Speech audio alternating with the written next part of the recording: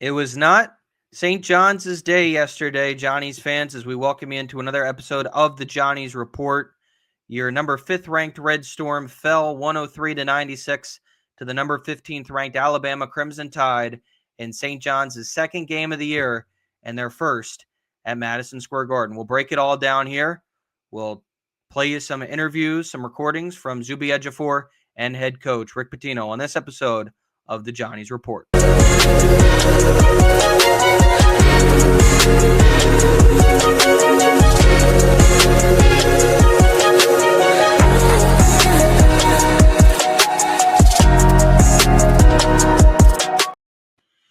It felt like whatever Alabama wanted, they got, and St. John's just didn't have an answer defensively.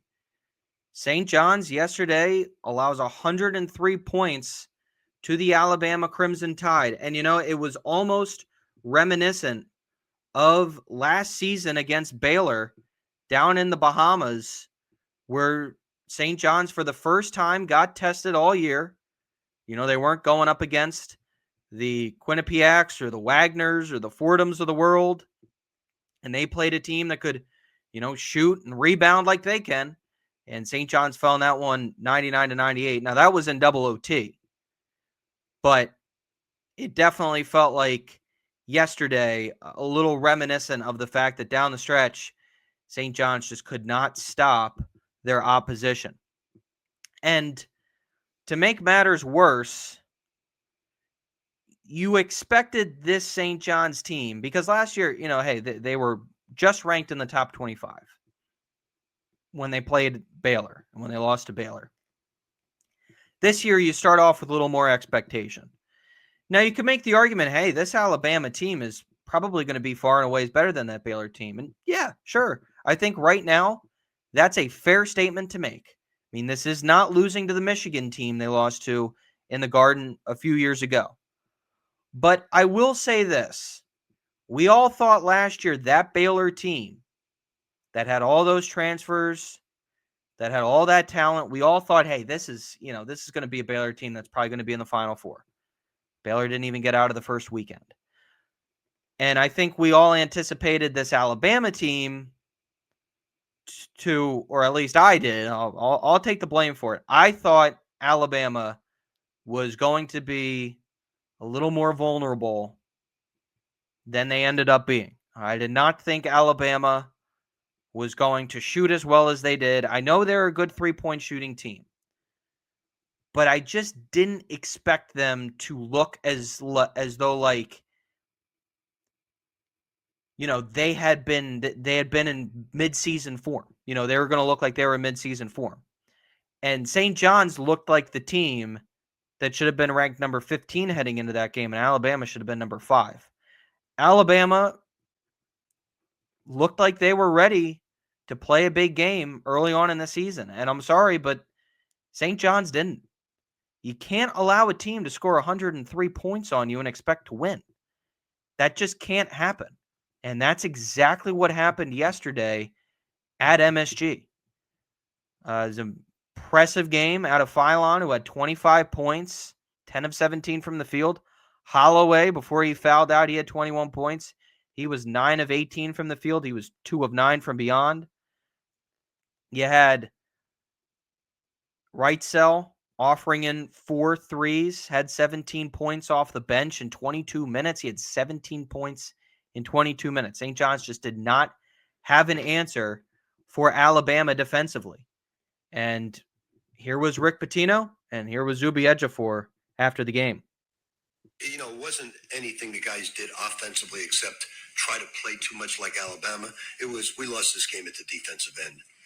When we told them that Alabama doesn't lose many games when you don't turn them over more than you turn the ball over. And tonight it was 7 versus 12. Obviously, it's 33-18 from the three-point line, but you have to turn them over in order to beat them, and we couldn't do it tonight. Rick, was it more your defense being poor or their offense just being great? Combination of both. They're tough to guard one-on-one, and we didn't do a good job of it. We didn't do a good job of their slip pick and rolls. But they're tough to guard. They really are. I mean, yeah, absolutely. It was poor tonight. The coaching staff, I think, did a great job of, telling us exactly what needed to be done to come out with a win today, and we didn't execute on that, and that starts with me.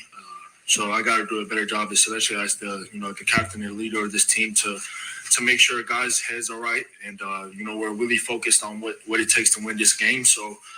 But yeah, the defense wasn't, all there today. And like, Coach P said, they do have great guards, especially one-on-one guards. So that's something that we got to work on.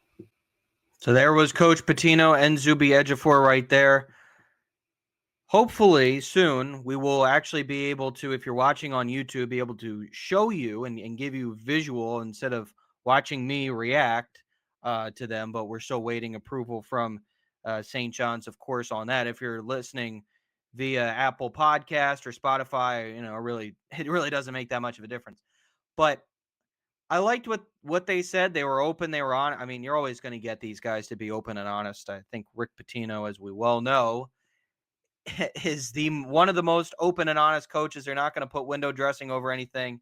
And Zuby, in his now third year with Coach P, obviously is just about as open and honest there as his head coach. So what concerns me about this is the fact that the St. John's guard play, I thought defensively just really wasn't strong, which is weird. And you can attribute it to these guys are still, trying to get used to each other. Well, you can. I've always viewed that statement more on the offensive side of things, knowing where guys are, building that chemistry in different plays, knowing a guy's strength and a guy's weakness.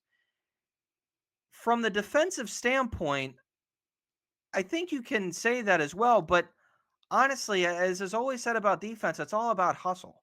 It's all about how much you want your opposition to not score that winning bucket. All about how much you want to win. And it's not that I think Alabama is the more talented team.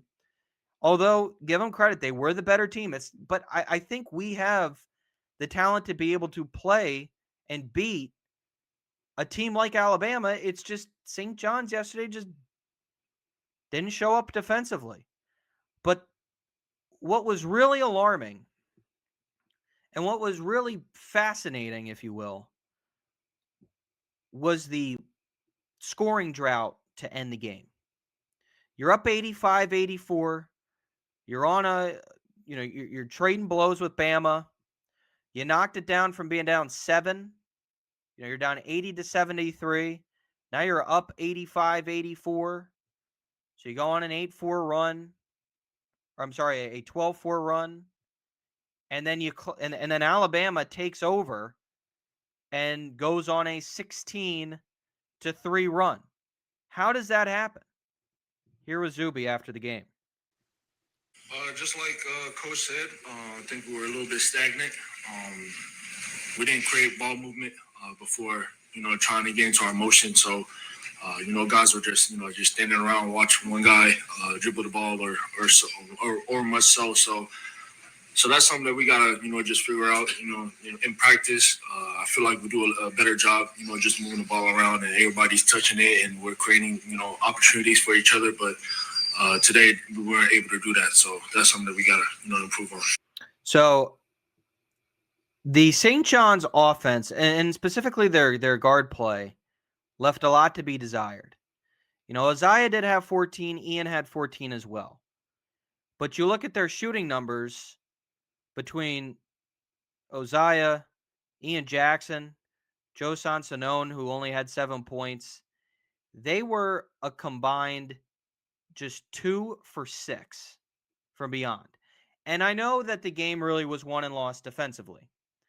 But you cannot have your guards not shoot well from the outside. And it's just another one of those things like, oh my goodness, here we go again. Is this going to be the entire year? Are we ever going to see a team coached by Rick Pitino that can shoot from the outside with their guard play? I mean, as of right now, Dennis Jenkins is like the Steph Curry for this St. John's program over the last couple of years. He was the only that guy that could consistently shoot from the outside and shoot it well. Davon Smith last year might join him. Like, we just cannot manage to get an outside shot rolling. And I don't want to, overreact too much to yesterday, but I think it's kind of fair in the moment when you're just sitting there like, man, we were a 6.5 point favorite heading into this game. We're the number five ranked team in the country. Boy. And we really just let Alabama come in there and have their way. And we couldn't defend them. We couldn't shoot with them. Are we? I don't want to say, like, are we kidding ourselves into thinking this is a good team? This is a good team, but they have to come together. That is the only way St. John's is going to be successful. And Rick Pitino talks about it, or talked about it in the past, talks about it all the time. Do these guys play for the name on the front and not the name on the back? Sometimes you got to take matters into your own hands. Sometimes Zuby has to be dominant inside the post. Sometimes guys, when they're hot, they're gonna take shots. But you have to be able to play for the name on the front. You got to be able to defend. And you got to be able to, and listen, it's a new team. So obviously the chemistry is going to come. And scoring 96 points against a team like Alabama, all right, well, you can draw positives from that. But if you want to be that team that advances further from the first weekend, you got to be able to shoot from the outside. You got to be able to knock down shots. As Zuby just said, you can't be standing around ball watching, which is something that, unfortunately, St. John's did too much of. And it's just, the offense has got to be there. And the defense has to be better. It really does. And what was also interesting, too, was St. John's out-rebounded 43-42. Not terribly out-rebounded, but you think to yourself, man, I kind of thought St. John's would perhaps be, because I said coming in the game, I thought on the wings, St. John's was better than Alabama, and I thought Zuby was going to present kind of that go-ahead that St. John's would need in order to win the game. I thought he would be the key to this one, to be able to out-muscle Alabama inside. Show them that your SEC play, your outside shooting, your finesse ball doesn't work in the Big East. Doesn't work with at the Garden. And that didn't happen. And unfortunately, that was something that happened last year as well at times. Happened against Arkansas. Happened, as I mentioned, against Baylor. And when St. John's has been in their, out-of-conference play against good teams, they have struggled. It is a fair point to make. When they play fellow Big East teams, St. John's is good. St. John's under Rick Pitino has been great. But when they go up against Baylor, when they go up against Alabama, Georgia, they have struggled. Now, again, it's the second game of the year. You're going to have two more SEC games against Ole Miss and Kentucky. You're also going to play Baylor and Iowa State out in Vegas. It's all about how St. John's learns from it. It's all about how they're able to improve as the year goes on, because let's face it, Florida last year wasn't lighting the world on fire to start. Florida had their struggles, and they came on. They learned from their mistakes. Now, I'd say UConn more so in the 22-23 season, same thing. They learned from their mistakes. Now, UConn was also really good in their preseason tournament. I believe it was the Hawaii tournament where they went out and won the whole thing. And that may have been 23-24. I might be getting the two mixed up. But UConn in 22-23, I thought they started off not, and it really was January where they hit their blip, but they improved from it. In 23-24, they were a juggernaut all the way through. So my point is it's all about how you rebound. No pun intended, but it's all about how you're able to respond and how you get better. And if you're going to show the will to get better. And ultimately that's what makes a season a season. It's like a baseball season. If you have a year where you manage to go all the way and you ride that roller coaster, the ups and the downs, obviously, the valleys make the peaks that much more special. And hopefully we'll be looking back at this soon and say, hey, man, that Alabama game, that lost Alabama, because remember last year against Baylor when St. John's lost to Baylor, and I mean when they beat, say, UConn in Stores, we were all saying, man, this is a much different defensive St. John's team than what we saw in the Bahamas. Man, how long ago does that feel, right? Now, I don't think we could say that offensively, like, man, this seems so much better offensively than they were against Georgia in the Bahamas. Couldn't say that.